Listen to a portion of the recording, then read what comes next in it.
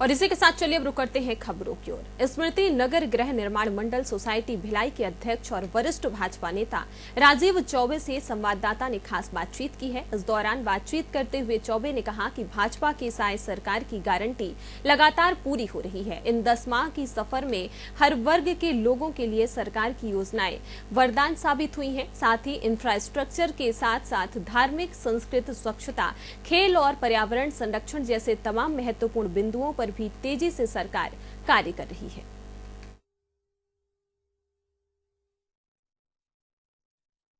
भाजपा की सरकार को 10 माह पूरे होने जा रहे हैं। छत्तीसगढ़ में सरकार बनी, उसके पहले जो संकल्प पत्र हमने रखा था जनता के सामने अपना, उस संकल्प पत्र पे हम खरे उतरे हैं। चीज़ है, जब सरकार बनी उसके पहले घोषणा पत्र पर महतारी वंदन के तहत 1000 रुपये प्रति माह देने की बात कही गई थी। जो समर्थन हमको मिला और जो हमारी सरकार बनी, तो जनता को विश्वास था। विश्वास उनको नहीं था जिन्होंने पिछले 5 सालों में प्रदेश का शोषण किया, दोहन किया। लोग कभी बाहर नहीं जा पाते थे, वो आज अयोध्या जाकर आ रहे हैं। तो मर्यादा पुरुषोत्तम का दर्शन करने की व्यवस्था शासन द्वारा दी गई, निश्चित रूप से महती योजना है और इसका लाभ हमारे लोग उठा रहे हैं। कवर्धा और साजा में अलग अलग घटनाएं होती रही है और भूपेश बघेल साहब ट्वीट किए थे कि भाजपा जो है हिंदुत्व के आड़ में राजनीति करती है। धर्म की राजनीति करना आरोप नहीं है, ये तो हमारी प्रशंसा है और निश्चित रूप से हम धर्म की राजनीति करते हैं। धर्म की नहीं तो क्या हम अधर्म की राजनीति करें? क्या चाहते हैं मेरे विपक्षी?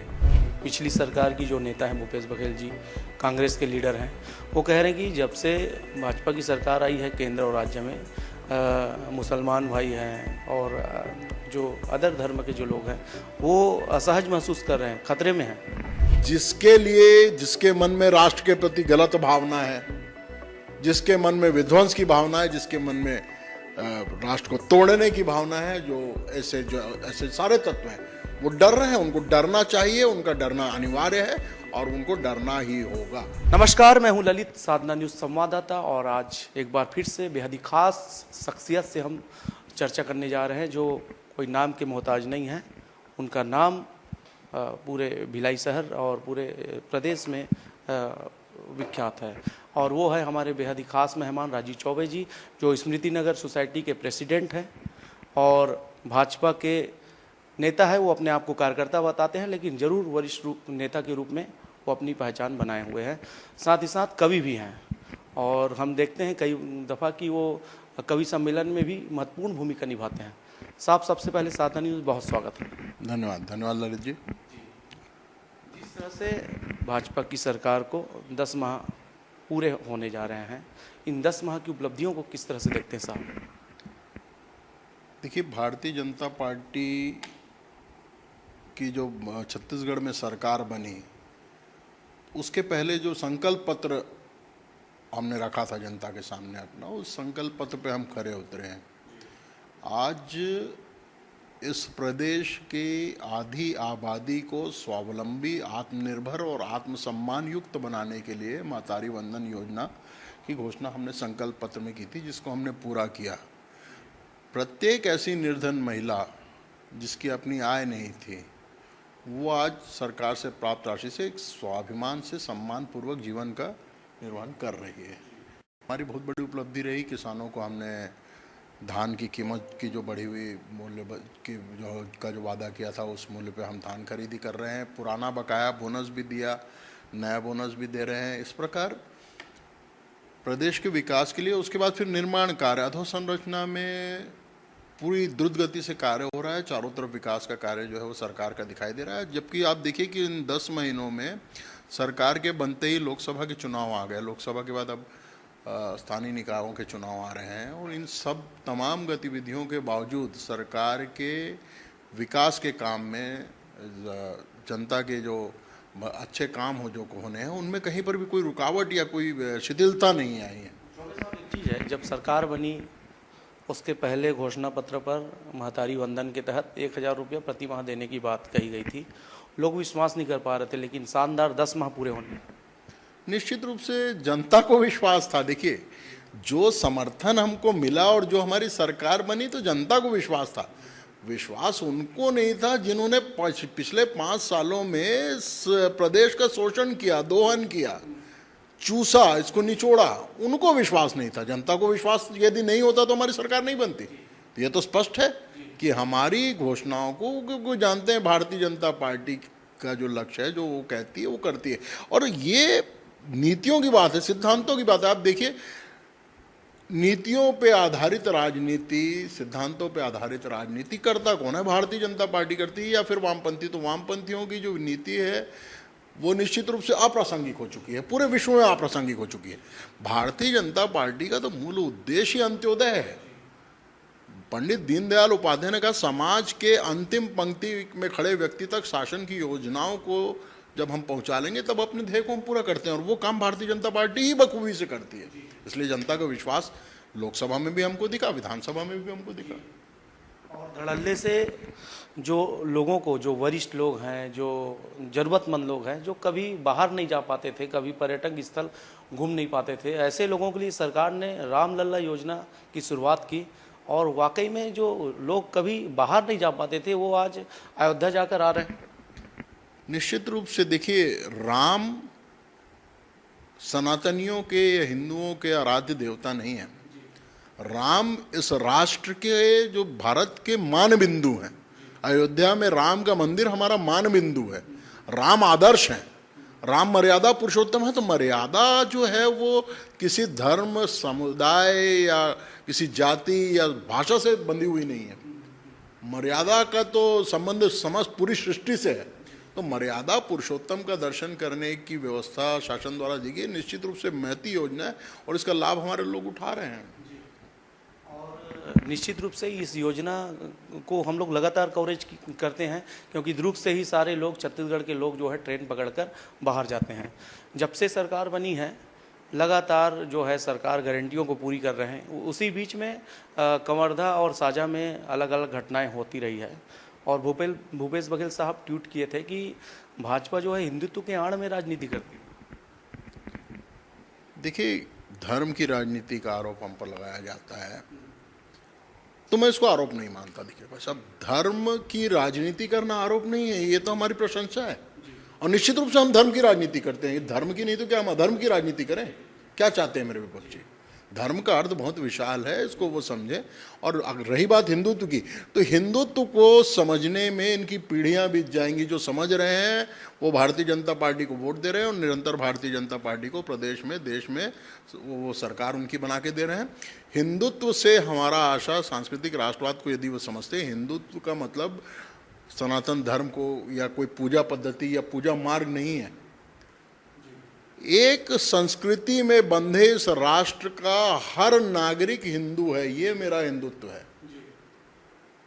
और क्या ये भी रहे थे कि पिछली सरकार की जो नेता है भूपेश बघेल जी, कांग्रेस के लीडर हैं, वो कह रहे हैं कि जब से भाजपा की सरकार आई है केंद्र और राज्य में, मुसलमान भाई हैं और जो अदर धर्म के जो लोग हैं वो असहज महसूस कर रहे हैं, खतरे में हैं। आपने किसी को देखा है खतरे में? ऐसा लगता है आपने किसी को खतरे में देखा है? देखिए भाई साहब, बड़ी स्पष्ट सी बात है। हमारी जो अवधारणा है वो राष्ट्र प्रथम की है।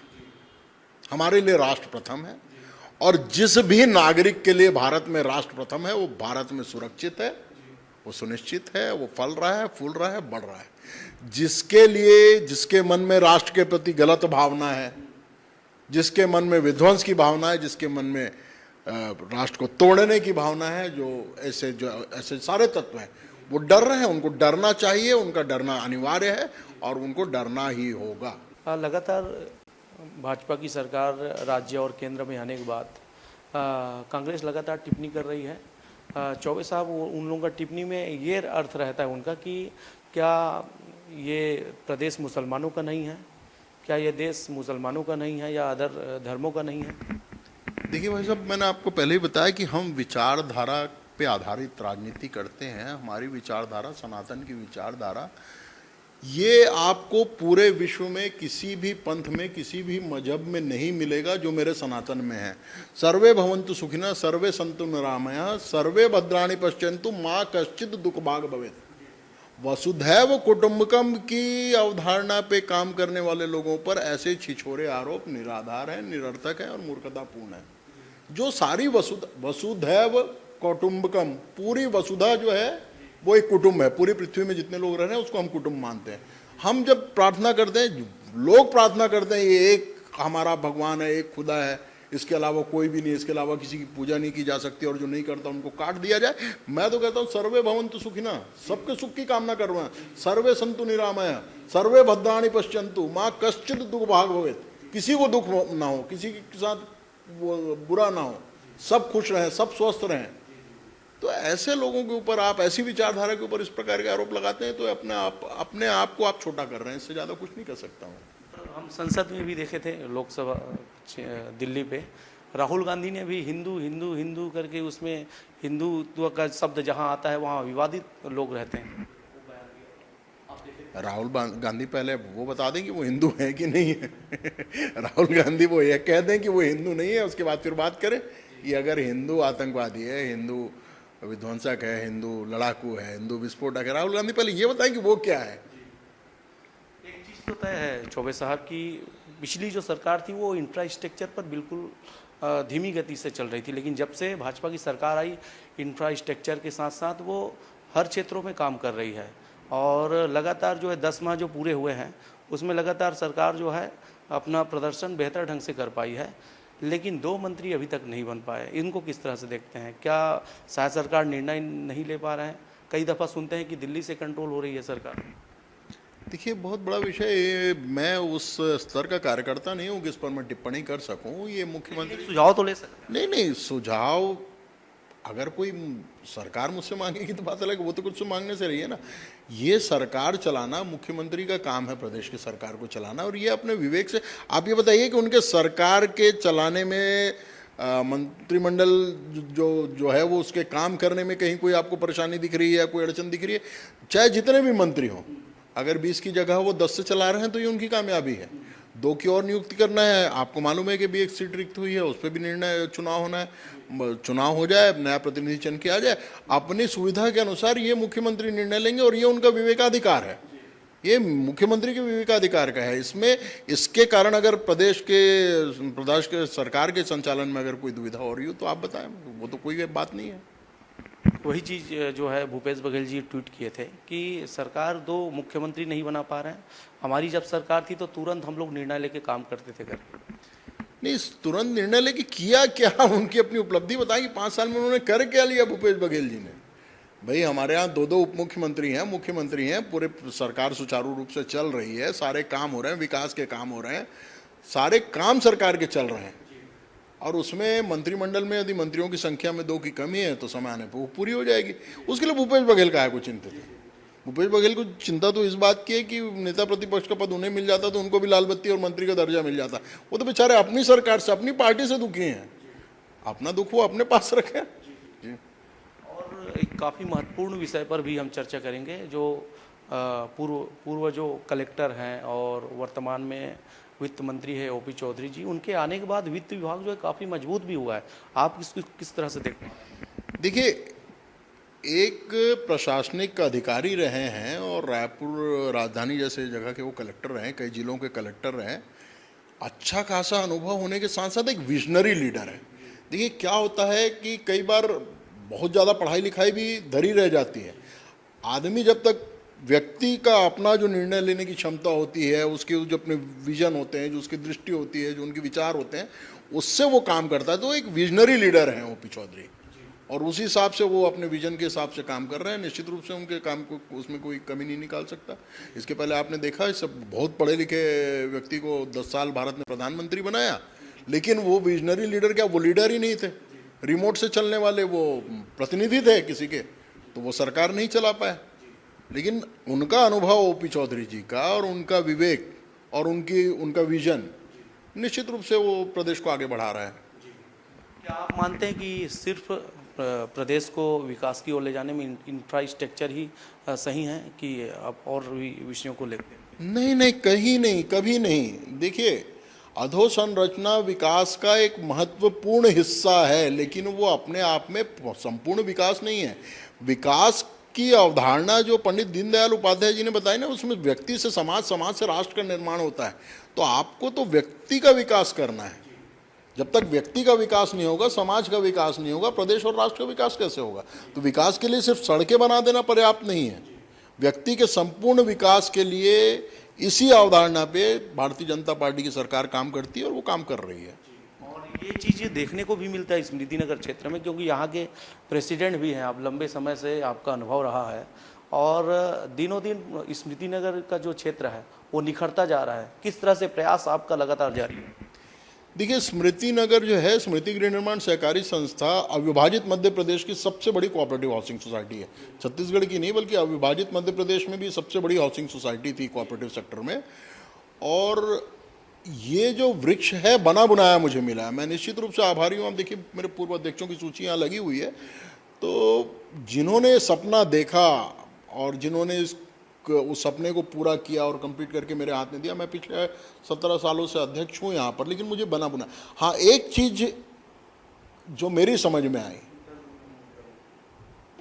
स्मृति नगर की जो अभी हमारी चर्चा हुई कि अधोसंरचना मात्र से किसी भी का विकास नहीं हो सकता। तो जब मैं अध्यक्ष बना तो मैंने देखा कि मेरा काम सिर्फ सड़क, नाली, बिजली, पानी नहीं है। सबसे पहले मुझे लगा कि मेरे यहाँ जो मेरा बचपन जो बीता भिलाई के सेक्टर क्षेत्र में, तो सारे खेल हमने खेले। आज का बच्चा मोबाइल गेम और कंप्यूटर गेम के चलते घर में बंद गया है, तो नज़रबंद कैदी की तरह हो गया है। तो उसको बाहर निकालना है।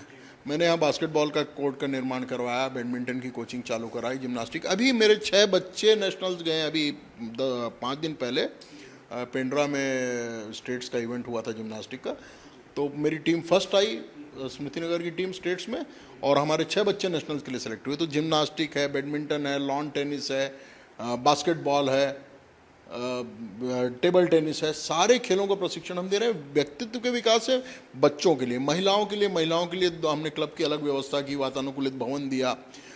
3 अलग अलग समूह है महिलाओं के, जिनकी अलग अलग इनकी बैठकें होती है, पाक्षिक होती है, किसी की साप्ताहिक होती है, किसी की मासिक होती है। सीनियर सिटीजन्स के लिए हम काम कर रहे हैं। हमने दुर्गा पूजा, दिवाली, दशहरा, होली, तीज मिलन समारोह, इस तरह के सारे कार्यक्रम, दही लूट, ये सारे कार्यक्रम हम करवाते हैं। इससे एक सौहार्द का वातावरण बनता है, एक पारिवारिक वातावरण। स्मृति नगर को एक कॉलोनी से ज़्यादा एक परिवार के रूप में जाना जाता है। ये चीज़ आपको किसी बड़ी पॉश कॉलोनी में नहीं मिलेगी। नाम नहीं लूँगा, भिलाई की बड़ी बड़ी पॉश कॉलोनी है, लेकिन जो पारिवारिक वातावरण यहाँ पर है स्मृति नगर में, वो आपको कहीं नहीं मिलेगा। तो पूरा स्मृति नगर एक परिवार है। ये स्मृति नगर की सबसे बड़ी उपलब्धि है। हाई प्रोफाइल लोग रहते हैं और यह मैं तो सुना हूँ कि यहाँ के जो लोग विदेशों में भी रहते हैं, और स्मृति नगर का नाम इस प्रदेश के साथ साथ देश के साथ साथ विदेशों में भी। निश्चित रूप से काफ़ी जो भिलाई स्टील प्लांट के पुराने जो रिटायर्ड लोग हैं, उन लोग यहाँ रह रहे हैं, उनके बच्चे जो है विदेशों में बसे हुए हैं, पढ़ रहे हैं या वहाँ नौकरी कर रहे हैं या काम कर रहे हैं। तो स्मृति नगर का ही नहीं, पूरे भिलाई की लगभग ये स्थिति है कि लोगों के बच्चे जो हैं विदेशों में हैं, देश के दूसरे बड़े बड़े शहरों में, कोनों कोने में हैं। तो उससे हमारे भिलाई का नाम, स्मृति नगर का नाम होता ही है। अच्छा काम करने से अच्छा काम नाम होगा, ये तय है। मुझे नहीं लगता कि स्मृति नगर क्षेत्र में स्लम क्षेत्र है, लगता है क्या है? नहीं, स्लम्स तो नहीं है, क्योंकि एक बसाई हुई कॉलोनी है, अप्रूव्ड लेआउट है टाउनशिप का। तो स्लम्स तो स्मृति नगर क्षेत्र में नहीं है। रहता है कई जगहों पे, लेकिन यहाँ बिल्कुल दिखाई नहीं देता। अतिक्रमण के कारण होता है, लेकिन अतिक्रमण को पूरी तरह से नियंत्रित किया गया है संस्था द्वारा। संस्था आत्मनिर्भर संस्था होने के साथ साथ जागरूक लोग हैं यहाँ पर। तो किसी प्रकार का अवैध निर्माण, किसी प्रकार का अतिक्रमण ये आज तक होने नहीं दिया गया स्मृति नगर के क्षेत्र के अंतर्गत। चौबे साहब, एक चीज़ और है, जब आप इस संस्था का कमान संभालने के लिए जब आए, जब शुरुआत हुई इस संस्था की, उस समय की स्थिति और आज की स्थिति में काफ़ी डिफरेंस हम देखते हैं। लर्निंग और अर्निंग के क्षेत्र में काफ़ी आगे बढ़ चुके हैं। किस तरह से संभव हुआ? देखिए, विकास तो सतत प्रक्रिया है। वो समय ऐसा था कि बीएसपी के कुछ अधिकारी कर्मचारियों ने मिलकर संस्था बनाई, लैंड एक्वायर किया, उसको डेवलप किया, प्लॉट काट के बेचे। लोग आना नहीं चाहते थे, इतना दूर था, पहले फ्लाईओवर नहीं था, रेलवे क्रॉसिंग पार करना, इस तरफ आना। पूरा शहर जो था वो भिलाई टाउनशिप था। तो नेहरू नगर थोड़ा बहुत बसा था, उसके बाद स्मृति नगर आ गया। तो नेहरू नगर को ही लोग दूर समझते थे, उसके बाद और स्मृति नगर आना। तो वो परिस्थिति आज जिस तरह से विकास पिछले 10 वर्षों में स्मृति नगर का हुआ है, उसके पीछे स्मृति नगर का अपना विकास नहीं, उसके पीछे पूरे क्षेत्र का विकास भी है। हर चीज़ मायने रखती है। अपनी पीठ थोपने से काम नहीं बनता कि मैं नहीं है। आप देखिए हमारे देखते देखते यहाँ पर पहले अपोलो हॉस्पिटल आया जो अब हाईटेक हॉस्पिटल है, उसके बाद फिर शंकराचार्य इंजीनियरिंग कॉलेज आया, फिर शंकराचार्य मेडिकल कॉलेज हो गया, फिर शंकराचार्य डिग्री कॉलेज आ गया, उसके बाद फिर भिलाई का पहला मॉल यहाँ पर आ गया। तो पूरे शहर का विकास जो है वो इस क्षेत्र में आ गया। तो उसके कारण साथ साथ स्मृति नगर का भी विकास जो है वो ज़्यादा हुआ। यहाँ के जो मार्केट्स हैं वो ज़्यादा डेवलप, भैया इंफ्रास्ट्रक्चर तो पहले से था, मार्केट जो है वो प्रोविज़न हमारे लेआउट में था, तो हमने मार्केट काट के रखा था, दुकानें दी हुई थी। लेकिन आसपास के विकास के कारण स्मृति नगर का, क्योंकि एक व्यवस्थित मार्केट यहाँ पर था, वो मार्केट चल निकला। तो वो आज आप देखिएगा कि सड़क में गाड़ी पार करने की भी जगह नहीं होती, इतना ज़्यादा ट्रैफिक है, मार्केट इतना ज़्यादा चल रहा है स्मृति नगर का। तो उसका श्रेय मैं अकेले नहीं ले सकते, स्मृति नगर संस्था अकेले नहीं ले सकती, उसका श्रेय पूरे क्षेत्र के विकास के कारण, चूंकि ये सेंटर में है और यहाँ सुविधाएं हैं, इसलिए ज़्यादा विकसित दिख रहा है। पार्किंग के संबंध में आप बात कर रहे थे और मैं भी रोज इधर से गुजरता हूँ। पार्किंग के लिए क्या विशेष मास्टर प्लानिंग है जिससे व्यवस्था और सुगम हो सके? देखिए ये मेरा लेआउट यहाँ लगा हुआ है, एक बार आप कैमरा उधर घुमा देंगे तो उसमें वो लेआउट, इतना बड़ा लेआउट लगा हुआ है पूरे स्मृति नगर का। स्मृति नगर कॉलोनी जो है जब बनाई गई तो पूरी तरह से प्लान किया गया था। जितना बड़ा शॉपिंग कॉम्प्लेक्स है उसके बीचों बीच एक अंदर में पार्किंग का क्षेत्र है, लेकिन ये व्यवस्था जो है अब शासन प्रशासन की भी बनती है कि लोग यदि सड़कों में गाड़ी पार्क करते हैं पार्किंग के होते हुए, तो उन गाड़ियों को चालान किया जाए, उन पर कार्रवाई की जाए और पार्किंग में उनको खड़ा करने के लिए उनको बाध्य किया जाए। तो निश्चित रूप से काफ़ी हद तक इसको नियंत्रित किया जा सकता है ट्रैफिक को। और किस तरह से स्मृति नगर को आप सुंदर और सुव्यवस्थित करने की प्लानिंग में है? सरकार आपकी है, सेंट्रल में, स्टेट में, सरकार किस तरह से सहयोग आपको कर पा रही है, आप उनसे सहयोग ले पा रहे हैं? निश्चित रूप से इसके लिए मैं भारतीय जनता पार्टी का बहुत ज़्यादा आभार व्यक्त करता हूँ। डॉक्टर रमन सिंह की जब सरकार थी भारतीय जनता पार्टी की, उस समय स्मृति नगर के विकास के लिए भरपूर सहयोग हमको राज्य शासन से मिला। 4.25 करोड़ रुपए माननीय डॉक्टर रमन सिंह जी के मुख्यमंत्री काल में हमको सड़कों के लिए मिला। 4.25 करोड़ की लागत से लगभग 80% या 75% सड़कें स्मृति नगर की बनी, शेष सड़कों का निर्माण संस्था द्वारा किया गया। उसके अलावा टेनिस कोर्ट के लिए 65 लाख रुपए मिला। तो पहला लॉन टेनिस का कोर्ट पटरी के इस पार, सेक्टर टाउनशिप एरिया में 2 कोर्ट है, लेकिन पटरी के इस पार पहला लॉन टेनिस का कोर्ट हमारा बना, वो डॉक्टर रमन सिंह जी के कार्यकाल में मिला।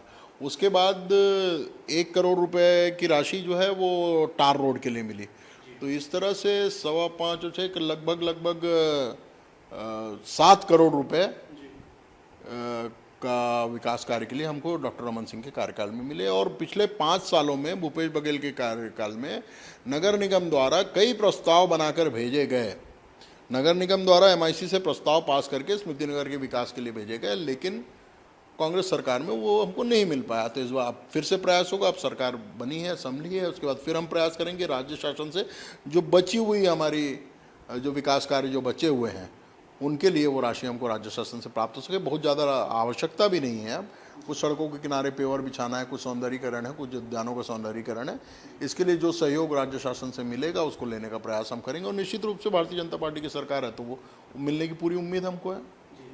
और हमारे दर्शकों को एक चीज़ और मैं बताना चाहूँगा, राजीव चौबे जी वो शख्स हैं जो कांग्रेस की सरकार में भी अपना दमखम दिखाने में कमी नहीं रखे और लोकप्रियता इतनी है कि चाहे वो कांग्रेस का नेता हो चाहे भाजपा का नेता हो, दोनों जगह अपनी बराबर वो भूमिका निभाते हैं और संबंध बनाए रखते हैं। किस तरह से ये हो पाता है साहब?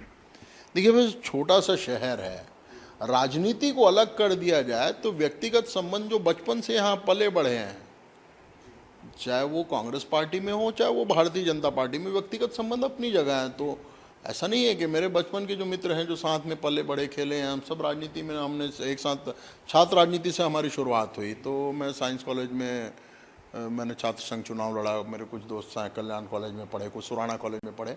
तो कोई आज कोई कांग्रेस में है, कोई भारतीय जनता पार्टी में है, कोई कहीं है, कोई आम आदमी पार्टी में है, लेकिन व्यक्तिगत संबंध अपनी जगह है।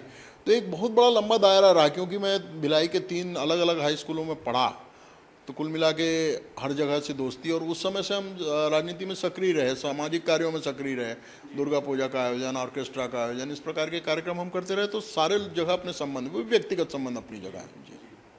इस माह कुछ दिनों बाद दीपावली का पर्व है। हिंदू धर्म का सबसे बड़ा त्यौहार है, केवल हिंदू नहीं सारे धर्म के लोग दीपावली मनाते हैं। वो व्यक्तियों के लिए किस तरह से मैसेज देना चाहेंगे जो दूर पे है और अपने परिवार से मिल नहीं पाते, किस तरह से दें? देखिए, जो भी घर से बाहर या दूर हैं अपने काम की वजह से, उनसे तो मेरा यही संदेश है कि अगर वृद्ध माता पिता आपके पास नहीं है तो दिवाली एक ऐसा अवसर है कि साल भर में आपको परिवार के साथ ही मनाना चाहिए। चाहे आप अपने माता पिता के पास आएँ या माता पिता को अपने पास बुलवाएं, दिवाली का पर्व ऐसा है जो साथ में मनाया जाना चाहिए। एक विशेष रूप से मेरा अनुग्रह पूरे भिलाई वासियों से रहेगा दीपावली के पर्व पर कि लक्ष्मी के आगमन की तैयारी लगभग 1 महीने पूर्व से चालू हो जाती है और नवरात्रि के समय से तो लगभग पूरी शबाब पे रहती है कि पूरे घर की सफाई हम कर डालते हैं, कोना कोना साफ करते हैं, खिड़की दरवाजे ग्रिल कपड़े लत्ते कुछ नहीं छोड़ते। लेकिन दीपावली के दिन और दीपावली के बाद यदि हम सड़क में गंदगी करते हैं तो ये हमारा अपना दायित्व है कि उसको हम उतना ही साफ कर लें। दीपावली का मतलब ये नहीं है कि आप अपना घर साफ करें और गली को, मोहल्ले को और शहर को गंदा कर दें। तो ये मेरा विशेष अनुग्रह सभी लोगों से, दिवाली मनानी है तो शहर को साफ रख के दिवाली मनाइए। निश्चित रूप से लक्ष्मी जी की विशेष कृपा हमारे पूरे शहर पे होगी, आप पे भी होगी। तो हम लगातार प्रयास कर रहे थे कि चौबे साहब से इंटरव्यू के लिए, लेकिन एक सहयोग नहीं बन पा रहा था। आज ये सहयोग बना है और हम काफ़ी विस्तार से अलग अलग विषयों पर चर्चा किए और अलग अलग विषयों पर चर्चा करके उस पर विश्लेषण भी किए। हम और भी चर्चा के लिए नए नए मेहमानों से आप सभी को रूबरू कराएंगे। बहरहाल दीजिए इजाज़त। कैमरा पर्सन खोमचंद देवांगन के साथ साधना न्यूज़ संवाददाता ललित।